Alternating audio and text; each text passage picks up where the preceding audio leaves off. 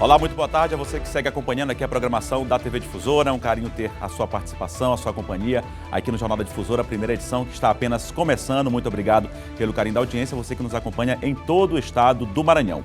O Jornal da Difusora começa agora e vamos conferir alguns dos destaques desta quarta-feira. Saulo Arcangeli, do PSTU, é o candidato ao Senado sabatinado hoje aqui no JD. Candidata ao Senado abandona debate. É isso mesmo, você vai acompanhar aqui detalhes no Jornal da Difusora. Você também vai conferir a agenda dos candidatos ao governo do estado para esta quarta-feira. E ainda usuários do transporte aquaviário do estado do Maranhão denunciam rachaduras na embarcação José Humberto. Essas e outras notícias a partir de agora no Jornal da Difusora.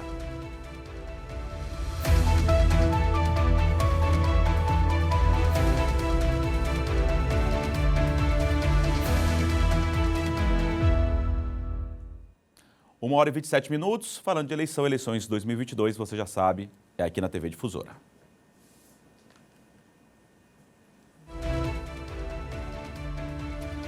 A gente segue, né? A gente segue falando de eleição, né? Aqui no Jornal da Difusora, na sua primeira edição.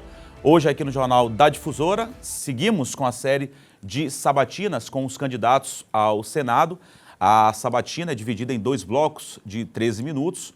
O nosso entrevistado desta quarta-feira é o candidato Saulo Arcangeli, do PSTU.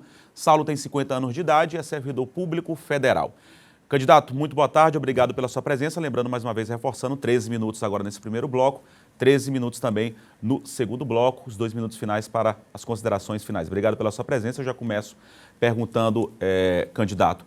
A gente, antes do Jornal da Difusora, a primeira edição, a gente acompanha aí um horário eleitoral esse que o senhor, o partido não participa, né, no caso o PSTU, tanto ao governo do estado como ao Senado Federal. Qual a importância de um momento como esse aí para os candidatos que não têm essa possibilidade de repassar o seu projeto de governo, projeto de Senado aos candidatos? Muito boa tarde ao senhor. Boa tarde, Eduardo. Boa tarde, Kate. Boa tarde, John. Boa tarde a todos que estão acompanhando. Então, como o Eduardo coloca, né? É um espaço muito importante para nós, principalmente que não temos tempo oficial, né, de TV e rádio, né? A partir da última reforma política foi nos retirado esse tempo, que era importante para nós divulgarmos aí nossas ideias, nosso programa.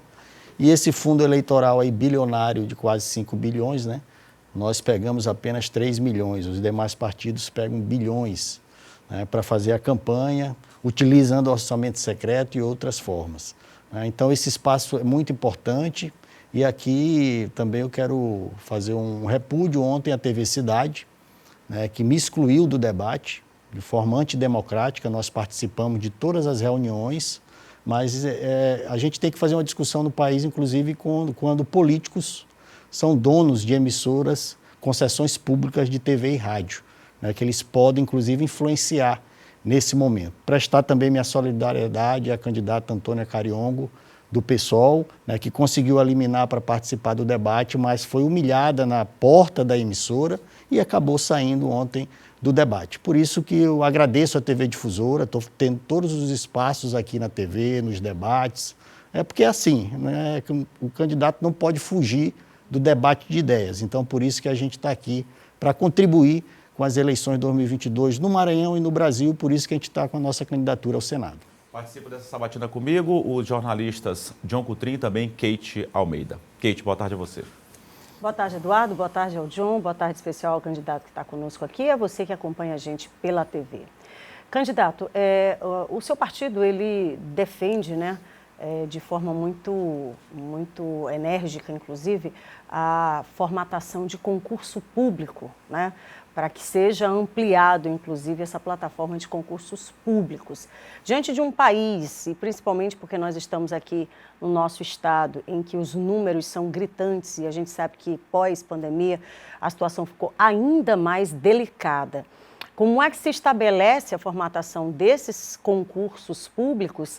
E já emendo a pergunta, inclusive, imaginando como resolver ou de alguma forma ali emergencial, buscar, né, para aquelas pessoas que não têm acesso direto a esses concursos, imaginando que não passem, por exemplo, onde colocar, onde dispor de vagas, né, numa iniciativa privada, por exemplo, e numa contrapartida, como fortalecer também para ampliar essa possibilidade para que eles possam receber, né, essas pessoas e assim, lógico, dar vazão aí a esse número gigantesco de desempregados. Então, Kate, nós temos uma defesa realmente ferrenha do concurso público. É a forma de acesso mais democrática, né, que nós temos aí no país e no Maranhão. Mas no último período, né, desde 2016, com a emenda constitucional 95, você limitou o acesso ao concurso público. Você limitou acesso a carreiras do serviço público. E durante a pandemia você também teve outras leis que proibiram por 2 anos contratação de pessoal, que é um absurdo. Nesse momento onde você tem uma extrema pobreza aumentando, a gente pode trazer os dados do Maranhão, né, onde você tem mais de 56% da população na pobreza, isso tem crescido nos últimos anos. É uma população que mais de 70% recebe até um salário mínimo, isso tem também crescido no último período, nesses últimos governos que nós tivemos. Então, o Instituto do Concurso Público é para melhorar a vida da população. Você precisa, cada dia mais, de acesso a uma escola pública, de acesso a um hospital público, de acesso a vários órgãos do serviço público e, para isso, a gente precisa ter o servidor, né? E aqui a gente tem, por exemplo, no Estado, é um dos estados onde você menos gasta com pessoal. Mas tem como absorver, né, todo mundo? Não tem como absorver todo mundo. Será que não migraria para a iniciativa privada? Então, você tem até os 60% da receita corrente líquida no Estado. O Estado do Maranhão só gasta 33%. Então, você poderia ter concurso, mas o que, por exemplo, o atual governo prefere? Dar dinheiro para institutos privados, como na saúde, né, como na educação, né, como vários órgãos aí que estão com várias empresas tratando do serviço público, ganhando dinheiro público, né, porque é muito bonito, parcerias público e privada. O Estado entra com toda a estrutura e as empresas ganham dinheiro, lucram com dinheiro, não respeitam os trabalhadores, não prestam um serviço adequado e aí leva o dinheiro público, o recurso público. Por isso que a gente faz essa defesa, mas também temos outros processos de geração de trabalho e renda, né, que poderiam ser explorados. Por exemplo, a gente pode citar a pesca no Maranhão, né? Com a pesca, você pode ter indústria de transformação que tu aproveita o óleo, tu aproveita o azeite, o óleo até para o biodiesel com a pesca, né? Você pode fazer, inclusive, colchões, sofás, com tudo que vem do peixe, o Maranhão não explora, né? E os pescadores estão sendo expulsos, os poucos pescadores que tem no Maranhão estão sendo expulsos pelos grandes empreendimentos, né? Inclusive, outro dia eu denunciei. O Pia da Suzano aqui, que leva celulose, leva a riqueza do Maranhão, está acabando com a pesca ali na região da zona rural, né? Então você precisa ter mecanismos, por exemplo, o Babaçu também, você tem uma produção grande no estado do Maranhão. Você pode fazer várias coisas com o Babaçu, né? E o que é que acontece? As quebradeiras de coco estão proibidas agora de ter acesso ao Babaçu, está tudo indo embora, né? O bacuri, né? O buriti, a juçara, você tem a produção de mel, você tem todas as formas, né? Mas infelizmente o governo acha que apenas o agro é pop, né? E aqui no Maranhão a mesma forma, você tem o Mato-Piba que está tirando toda a alimentação, ninguém mais produz o arroz, o feijão, a mandioca está se acabando, né? Por quê? Porque o agronegócio chega com toda a força a partir da soja, a partir do eucalipto, a gente está virando um deserto no Maranhão. Se a gente for na região leste, na região central, na região sul, Balsas é a cidade do país que mais devastou o Cerrado, né? Juntando a Grajaú, a Aldeias Altas e a Caxias. Assim a gente não vai resolver o problema da fome no Maranhão. Nós não vamos resolver o problema do desemprego. De 60% está na informalidade do Estado. Então a gente tem que mudar esse modelo, né? Porque recurso tem. O PIB do Maranhão é um dos que mais cresce nos últimos 10 anos. E o que justifica, então, o Estado, a forma que o Maranhão está hoje, e principalmente, ainda há pouco eu perguntava para o senhor sobre essa questão da ampliação, que o senhor fala das vagas de concurso, mas isso tem que passar no Senado, né? O senhor votaria, por exemplo, a favor disso? Claro, eu sou um defensor do serviço público, por várias vezes eu negociei nacionalmente, discussões de aumento, e a gente está aí, por exemplo, só no governo Bolsonaro, com 30% de salário menor. Né? Se a gente for ver o estado do Maranhão, as demais categorias estão com 61% de defasagem salarial. As pessoas estão empobrecendo, inclusive, no serviço público, porque você não tem políticas de ampliar, de valorizar, porque não é só defesa do serviço público. Quando a gente defende o servidor público, a gente está defendendo a sociedade. A gente tem que mudar um pouco essa lógica que a gente só tem que defender os grandes empresários, o agronegócio que ganha dinheiro a rodo nesse país, né? Inclusive, na pandemia, nós tivemos o aumento dos bilionários, inclusive o Wilson Mateus, que é protegido do governo Flávio Dino Brandão, né? que ganha dinheiro, os rios de dinheiro, e a gente vai conversar com os trabalhadores do Mateus, são explorados. É jornada intermitente, é trabalho temporário, é trabalho parcial. A gente tem que mudar essa lógica, né? Porque senão a gente não vai avançar e não vai mudar o país e não vai mudar o estado do Maranhão. Diogo Tri, boa tarde. Boa tarde, Eduardo. Boa tarde, Keish. Boa tarde ao Saulo, nosso convidado. E também quem nos assiste agora pela TV. Bom, o senhor logo no começo da sua fala, né, você falava de recursos, falava de orçamento secreto. Esse é um tema recorrente aí porque é uma pauta que vem sendo até levantada por alguns candidatos a senador, né, concorrentes seus. Uns dizem que vão acabar com o orçamento secreto, outros entendem que foi muito importante para ajudar os municípios, sobretudo na área de saúde, nessa pandemia que ocorreu, né? Eu queria saber sua avaliação em relação a isso.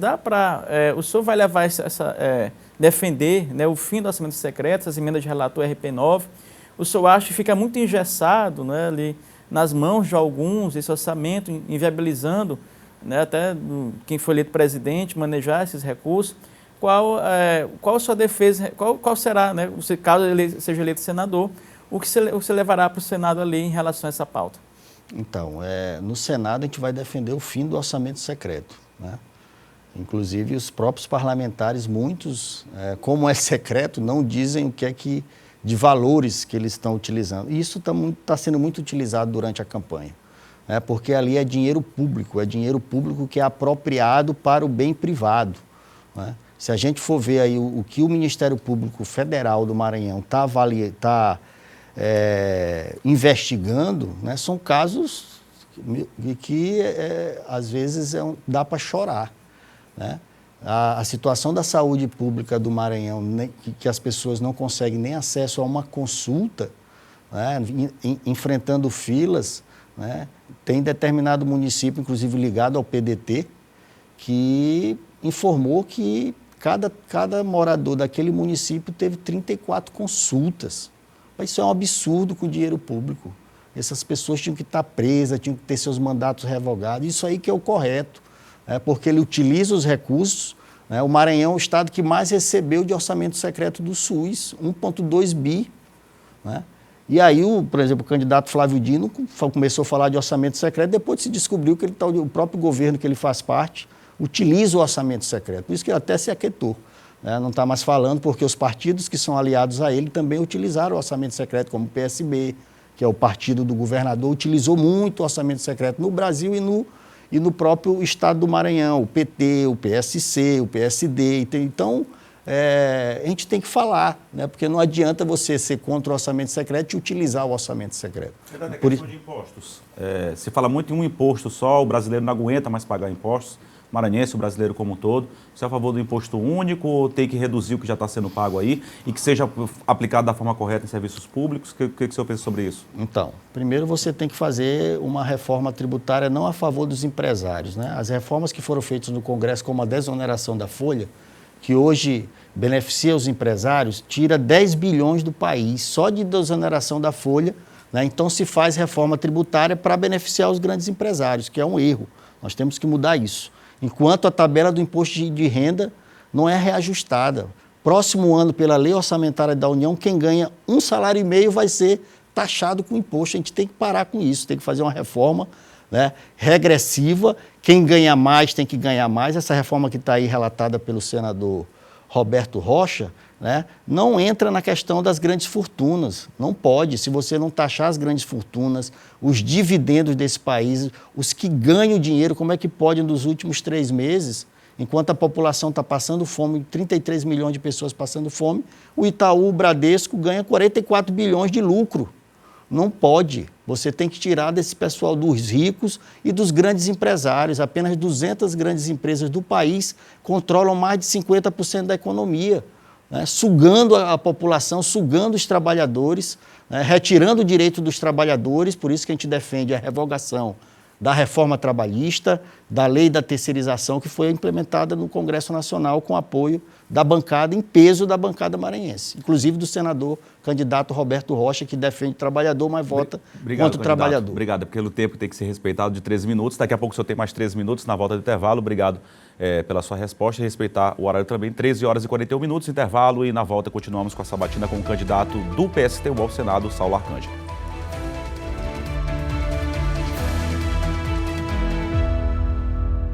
Estamos de volta do intervalo aqui no Jornal da Difusora, na sua primeira edição. Lembrando que neste bloco o candidato tem mais 13 minutos para a entrevista.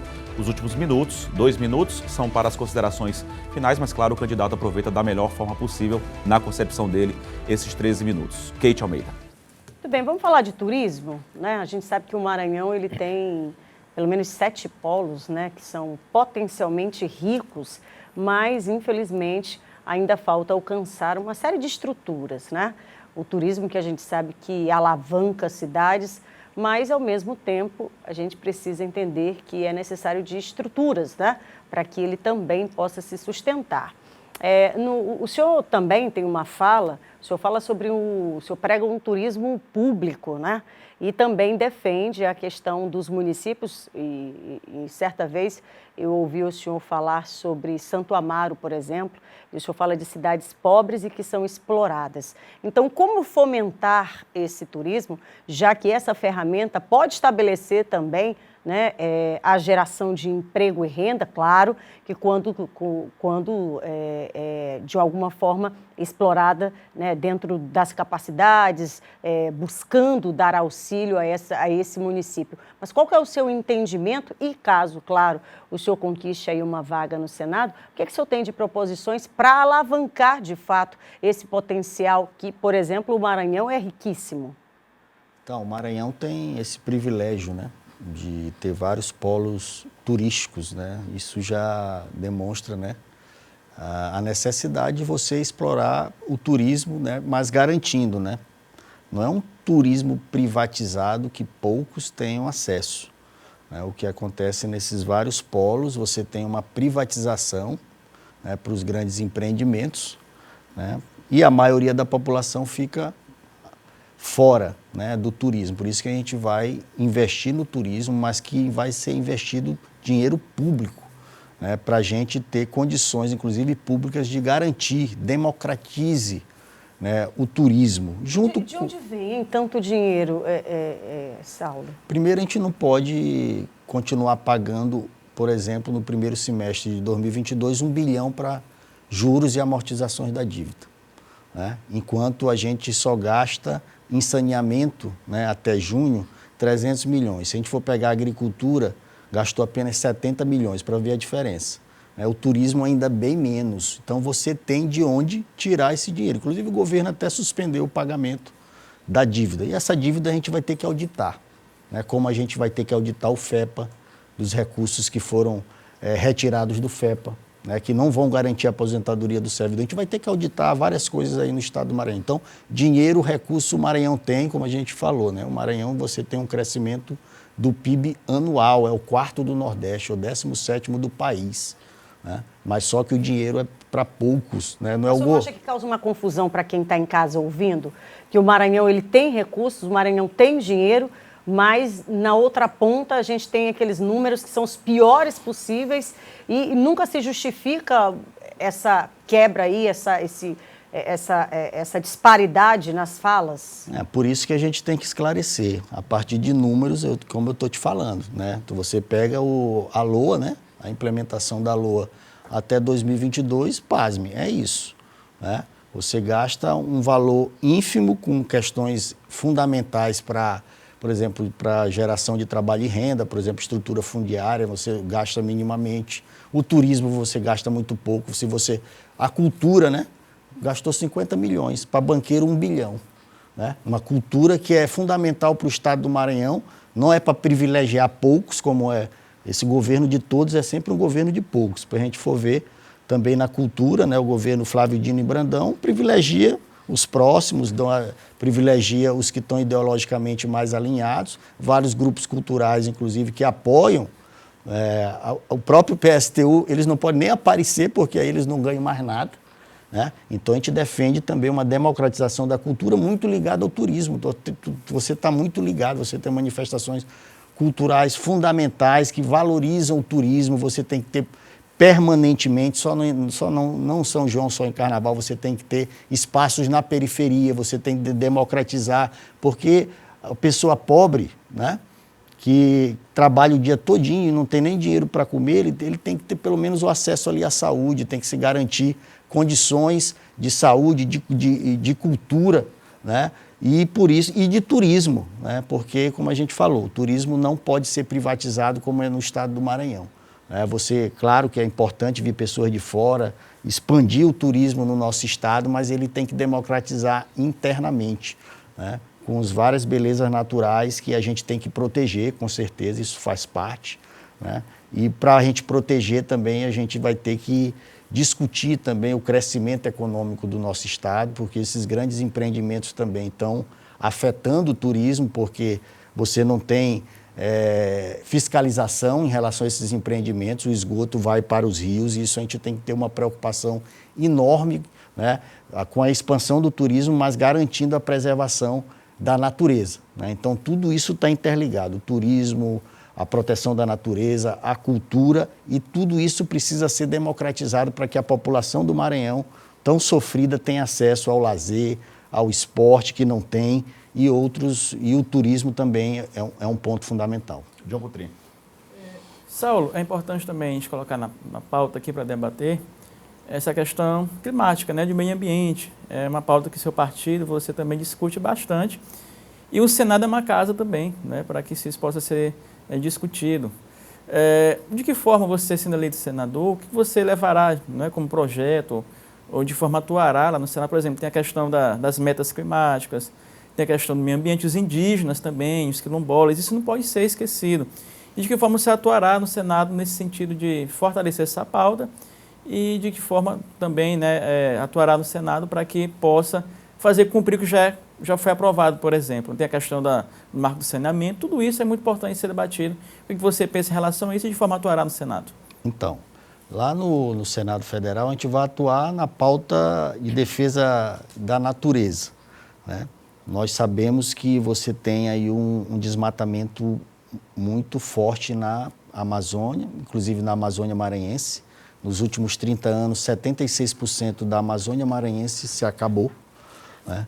Você tem hoje o Mato Piba, né, que é uma aliança aí do Bolsonaro com o Flávio Dino, a sua implementação no Maranhão. Né? O Mato Piba, né, que envolve Maranhão, Tocantins, Piauí e Bahia, é responsável hoje por 63% da devastação do cerrado brasileiro. Né? Então, você tem que ter mecanismos de proteção à natureza. A questão da titulação das terras quilombolas, da demarcação de terras indígenas, os quilombolas e os indígenas protegem a natureza. Então, a gente precisa, né, criar projetos que acelere, né, esse processo de demarcação e de titulação. Alcântara também foi um acordo aí do Bolsonaro com o Flávio Dino, inclusive toda a bancada do Maranhão, com algumas exceções, mas o próprio partido do governador, por sua orientação, votou no acordo de salvaguarda de Alcântara, né, que permite, inclusive, que as pessoas nem possam ter acesso ao território maranhense. Dependem de uma autorização dos Estados Unidos. E a gente viu que o projeto de Alcântara foi um projeto de exclusão, né? Desde a década de 80, não melhorou a vida da população de Alcântara e os quilombolas foram retirados. E aí mais uma possibilidade de tirar mais 300 comunidades quilombolas. Tudo isso, né, tem que ser discutido no Congresso. Nós temos que derrotar, arquivar o projeto do veneno, né, que você aumenta os agrotóxicos. A gente vê o que faz de mal no Maranhão, né, aqueles aviões de agrotóxicos em cima das pessoas, inclusive acabando com produções, inclusive da abelha, matando as abelhas, matando, inclusive a vida, até as próprias pessoas. Tem um PL do veneno que vai aumentar aí mais o agrotóxico, a gente tem que arquivar isso. O projeto de mineração em terra indígena, a gente vai ter que arquivar também o processo. O projeto de grilagem de terra, que vai dar terra para grileiros na Amazônia, nós temos que arquivar esses processos. Então, são debates fundamentais que a gente está propondo fazer o sindicato, ou fazer lá dentro do Congresso, né? Contrário, inclusive, às propostas que são defendidas pelos outros candidatos aqui ao Senado. Saulo, o PSTU ele já está há algum tempo aí na luta, né? Um partido que vem lutando, mas nunca conseguiu eleger nenhum representante para o Congresso, alguém no Executivo, no Legislativo. Enfim, o que você acha que acontece, isso não só aqui no estado do Maranhão, mas numa visão mais nacional, com a questão do PSTU? É a falta de um conhecimento ou é porque, de fato, o eleitor ele não está mais diretamente ligado à ideologia do PSTU? Ou é uma falta de cultura, de educação por parte da própria população, de entender o que o PSTU quer passar? Ou não estaria ligado à questão ideológica? Você tem mais ou menos 1 minuto e 30, mais ou menos para ficar com os seus 2 minutos finais, mas aproveite da forma que quiser. Tranquilo. Então, o partido, inclusive, elegeu parlamentares aí em Belém, né, em Natal, e aí inclusive, foi nesse período que veio a reforma política para não deixar mais nem o PSTU aparecer na TV.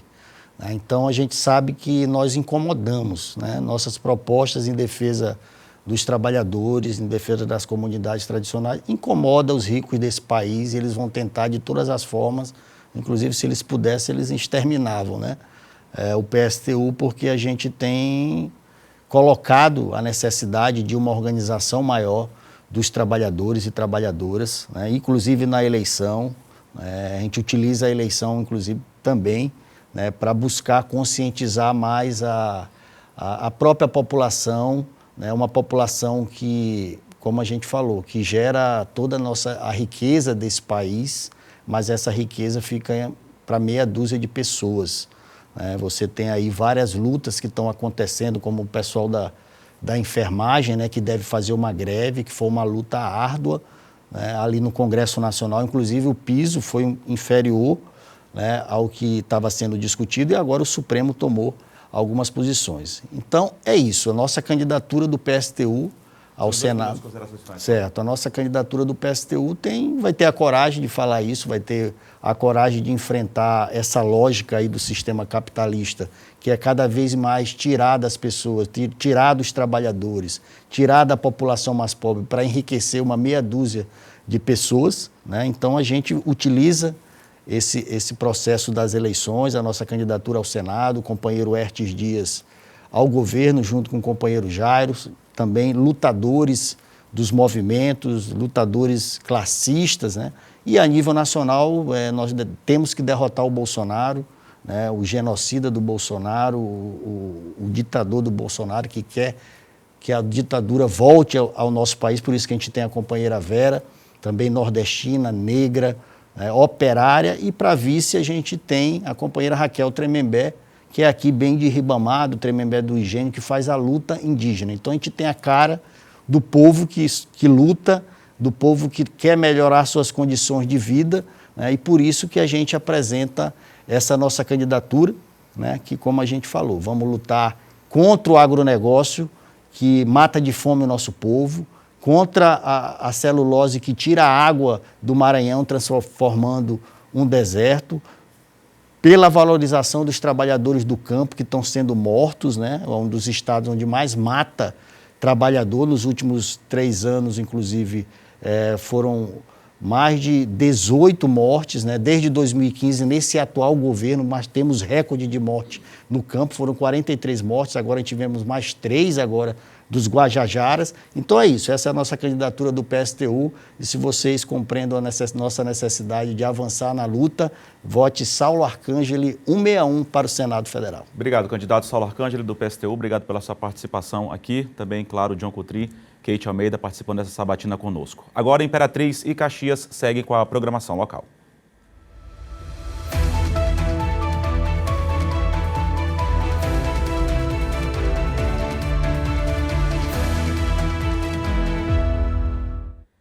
Agora, aqui no Jornal da Difusora, primeira edição, a Fiat Revemar tem um recado para você.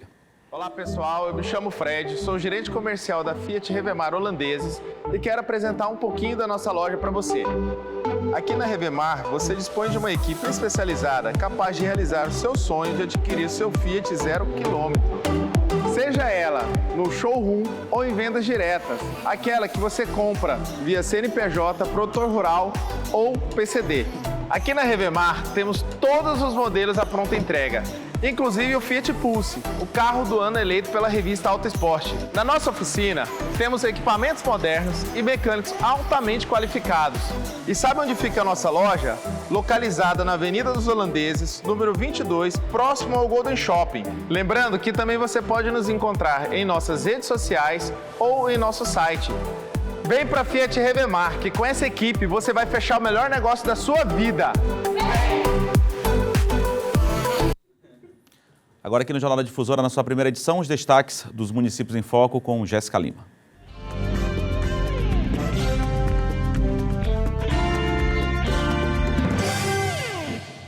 Olá, boa tarde. Em Balsas, o projeto para a drenagem pluvial profunda e pavimentação das ruas da Vila Militar já estão encaminhados para licitação. Uma felicidade enorme para a gente aqui da Secretaria de Infraestrutura podermos estar entregando aqui esse projeto da Vila Militar, que foi tão esperada pela população e pela gestão. Quer outra notícia boa? O projeto da 16 e 17 do bairro São Félix já está quase concluído também. Hoje estamos anunciando na Vila Militar, mas em breve estaremos aqui trazendo um projeto semelhante a esse para licitar e resolver também o problema da 16 e 17 do bairro São Félix. Prefeitura de Balsas, continua a construção da cidade que queremos. Esse foi o destaque do Municípios em Foco. Até a próxima edição. Valeu, Jéssica. 2h02 agora e a BPSE atua no mercado há mais de 7 anos com gestão de RH, gestão empresarial, consultoria em qualidade e segurança do trabalho. É uma empresa especializada em recrutamento e seleção para diversas cidades do Maranhão, Pará e Piauí. E atenção, está com estas vagas abertas para recepcionista PCD, técnico em informática, portaria remota, fotodepiladora, vendedor externo com CNH, tipo AB e carro próprio, analista comercial, analista de telecom, coordenador técnico de operações, consultor de vendas corporativo, analista de planejamento e tráfego, coordenador de operações, gestão hospitalar, técnico em segurança do trabalho, gerente de vendas externas, coordenador de obras industriais, coordenador de planejamento de obra industrial, engenheiro de orçamento, coordenador de ESG, responsabilidade social. Para saber mais, basta se cadastrar. Acesse agora mesmo o site www.bpse.com.br/vagas-abertas ou via Instagram, @sejabpse. Clique lá no link da bio e se cadastre. Não fique de fora dessas oportunidades. BPSE, mais que movimentar empresas, somos parceiros de negócios. E a seguir, continua conosco e no próximo bloco tem a agenda dos candidatos ao governo do Estado para esta quarta-feira. Intervalo é rápido, daqui a pouco a gente está de volta.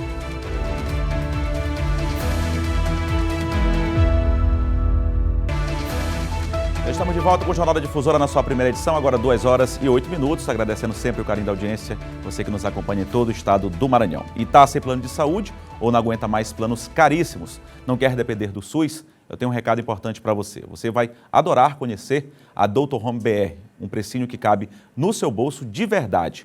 Um sistema inovador que resolve seus problemas, somando medicina com tecnologia. Consultas ilimitadas, uma equipe preparada com médicos e ambulâncias para qualquer urgência e emergência. Telemedicina, fale com o médico sempre que precisar e ainda tem mais. Um exclusivo clube de descontos de até 80% nos melhores hospitais, medicamentos e muito mais. Quer saber mais? Aponte a câmera do seu celular agora mesmo para o QR Code que está aparecendo aqui na tela que vamos te direcionar para mais informações. Mas não esquece de trazer sua família junto, principalmente nossos idosos. Conta para ele a novidade. Baixe o nosso aplicativo Dr. Home BR, é a saúde que cabe no seu bolso. Bem na palma da sua mão. Dr. Home BR, saúde que cabe no seu bolso. E olha, o Sistema Difusora está presente na 12ª edição do Congresso Maranhense de Recursos Humanos, que acontece nesta quarta e quinta também no Multicenter Negócios e Eventos. Essa é a 12ª vez que o Congresso Maranhense de Recursos Humanos acontece no Maranhão. O evento é o maior encontro de gestão de pessoas e negócios do Estado. E o nosso propósito é contribuir com os profissionais de recursos humanos, com as empresas, porque a BRH, o sistema BRH, ela tem uma missão que é fomentar, né, novas conexões e principalmente o conhecimento do mundo do trabalho, essas relações de trabalho, né? A gente quer contribuir e quer trazer conhecimento para que essas organizações se tornem cada vez melhor. Conhecimento só tem valor quando é compartilhado e durante 2 dias serão discutidos aqui os principais desafios dos ambientes corporativos pós-pandemia e mais digitalizados. O principal desafio das empresas hoje é atrair e reter pessoas, né, diante desse contexto, e também a gente tem um grande desafio que é convencê-las a voltar ao modo de trabalho anterior, porque a gente tem uma resistência muito grande que as pessoas ficaram, de certa forma, alguns acostumados nesse modelo, né, em home office, e a pandemia acabou e o desafio é trazer as pessoas novamente para o time e interagir uns com os outros. Isso é um grande desafio hoje. Aqui é como se fosse uma parada para você pensar, refletir e tomar decisões do que você vai fazer depois do que você viveu aqui. As aprendizagens ela tem que ter repercussão no dia a dia. Muitas vezes, durante o nosso dia a dia nas organizações, é difícil a gente parar para pensar no que fazer. A gente está ocupado em executar. Aqui é um momento de reflexão, de parada. Os congressos são realizados no país pela Associação Brasileira de Recursos Humanos. A entidade reúne 22 seccionais com a missão, segundo a instituição, de promover o desenvolvimento dos profissionais de RH. Cerca de 100 empresas participam desta edição do evento no Maranhão. Serão mais de 20 palestras para um público de mais de 500 pessoas. A BRH Maranhão aqui foi fundada em 2007. Né? E ela é formada pelos principais profissionais de recursos humanos aqui do estado, de várias empresas. A gente tem uma programação em torno de 16 horas, são 2 dias de eventos, né? A gente tem aqui grandes palestrantes, pessoas renomadas como Eugênio Mussac, Luciana Pianaro, Glaucimar Petkov, Leila Nascimento, são vários, né? A gente tem uma programação extensa, né? São 2 dias e é uma programação com vários temas, né? Essa programação está disponível, a gente tem um app disponível, a pessoa pode baixar como a Maranhão. E lá tem toda a programação, os horários, né, quem são os palestrantes, os currículos. 14 horas e 12 minutos agora, a gente segue com o Jornal da Difusora na sua primeira edição. E olha, usuários do ferry José Humberto, transporte aquaviário aqui no estado, denunciam, especificamente nesse caso do ferry José Humberto, a gente recebeu informações que há denúncias de rachaduras na embarcação. Não é isso mesmo, Kate Almeida? Exatamente, só para quem está em casa entender, né? Esse ferry, o José Humberto, é aquele que foi anunciado pelo próprio governador Carlos Brandão, sendo uma embarcação nova e de alto padrão, né? Esse ferry que já apresentou diversos problemas durante a travessia, um ferry que foi adaptado, ele não é um ferry para mar, e sim para rio, ou seja, fluvial. Foi feito aí, diversas adaptações foram feitas para que ele pudesse ter condições aí de fazer algumas viagens. O problema é que a gente sabe que o litoral aqui é atípico, né? Mas é diferente de rio. Olha aí a condição do ferry. O pessoal fez os vídeos, mandou aqui pra gente, mostrando que o ferry, ele tá ali, ó, se acabando, gente. Olha a quantidade, né, de fissuras que tem já o José Humberto, que, de novo, infelizmente, não tem nada. A gente está percebendo aí até a tintura, né, a tinta já descamando ali do ferry, dessa embarcação, e que fica ainda pior a situação, porque o mês de setembro é o mês que mais temos ventos, né, e ventos fortes. Então, a situação pode estampar total na tela, Tiago, para quem está em casa ter uma ampliação dessa imagem que a gente está falando aqui, porque é muito sério. Você observa aí, esse ferry tem o quê? 2 meses? Pode ampliar na tela, tá, Tiago? Pode colocar na tela toda. Esse ferry deve ter um pouco mais de 2 meses e agora, portanto, apresentando esse tipo de problema, sem falar, né, que ele já teve problemas sérios aí, precisando ser parado, né, para fazer manutenção. Um ferry que chegou tem 2 meses. E olha aí o que tem o ferry. Então, alerta feito pela população, alerta feito pelos usuários sobre o coitado do José Humberto, que estão botando para fazer essas viagens na marra, né? Sabe-se lá até quando que esse ferry vai aguentar esse vento forte, essa maresia, enfim, todas essas adversidades que o nosso litoral tem, porque é diferente mar e rio. E olha a quantidade de peso que vai dentro de um ferry como esse. Então está feita a denúncia, que foi inclusive encaminhada aqui pelos usuários, mostrando a situação do José Humberto, primeiro ferry anunciado pelo governo do Maranhão, que de novo de alto padrão não tem nada. Agora o recente, né, chegado aqui também, que foi o São Gabriel, já apresentando problemas também. O final do ano está aí, né? Nós estamos no mês de setembro. A pergunta que não se responde nunca, esse contrato vai até quando? Né? Essas duas embarcações que foram anunciadas como novas, de alto padrão, né, que iriam resolver esse problema do sistema aquaviário, será que chega até dezembro realmente? Ou perpassa esse tempo? Afinal de contas, a gente sabe que as eleições agora, né, dia 2 de outubro. Governo, ou quem for governar, vai ter que botar a mão de uma vez por todas nessa problemática do ferry, até porque as licitações não têm, né? Esse serviço está sendo operado sem licitação e o problema continua. A gente deixa o espaço aberto aqui, se a Agência Estadual de Mobilidade Urbana quiser se manifestar a respeito da denúncia. 2 horas e 15 minutos, a gente confere agora a agenda dos candidatos ao governo do estado. Pela manhã, o candidato Carlos Brandão participou de carreata em Araioses e São Bernardo. À tarde, tem encontro político em Santana do Maranhão e carreatas em Tutóia, Paulino Neves e Barreirinhas. O candidato Edivaldo Holanda Júnior, pela manhã, participou de compromissos com lideranças em São Luís. À tarde, grava programas eleitorais e se reúne com a coordenação de campanha. À noite, participa de debate em emissoras de TV. Pela manhã, o candidato pelo PSOL, Enilton Rodrigues, realizou panfletagem no Mercado das Tulhas, no Centro Histórico, e participou de sabatina em rádio local. À tarde, grava propaganda eleitoral. À noite, participa de reunião com a assessoria de comunicação da campanha.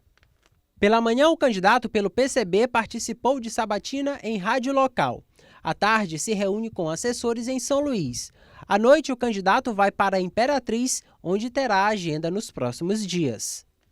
O candidato Joás Moraes, pela manhã, participou de entrevista em emissora local e à noite participa de debate também em emissora local. Laésio Bonfim, pela manhã, visitou a Feira do São Francisco e a Ceasa. À noite, participa de debate em emissora local. Pela manhã, o candidato Simplício Araújo participou de entrevista em rádio local. À tarde, tem reunião com lideranças e à noite participa de debate em emissoras de TV. O candidato pelo PDT realizou caminhada no comércio de Bacabal.